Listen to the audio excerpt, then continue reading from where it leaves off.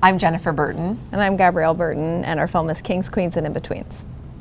It's set in Columbus, Ohio, and it's about the drag culture of Columbus, which is incredibly thriving and vital. And the film as a whole is a way of exploring larger questions, particularly gender, which is such a critical topic today.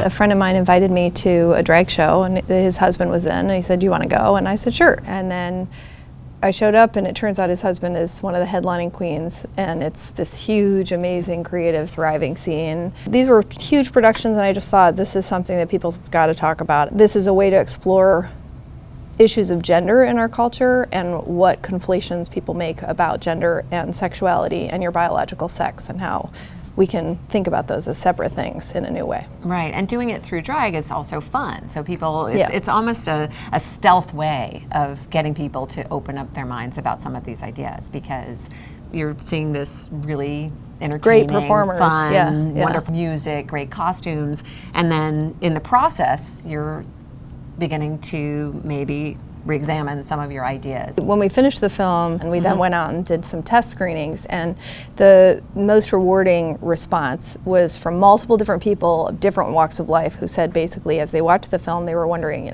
who are these people? Is that a man or a woman? Is that, is that person gay or straight? And then by the end of the film they said, I realized it just doesn't matter.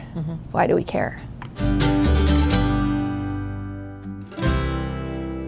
I think it's thrilling to world premiere Kings, Queens, and In-Betweens at Cleveland because it's a fantastic festival, first of all, on the national scale. And also, as a film set in Ohio, it's so sort of appropriate and emotionally moving to have it start here, because that's where the film started. And so it's just the right fit. People are starting to talk about this movie in the press and in social media, and that is wonderful because you spend years of your life as filmmakers and struggling, and you have this vision that you want to do something to put it out in the world, and you don't know. Sometimes it doesn't work out, and yet this seems like it's already going to be contributing to an important cultural conversation, and that is why we made it.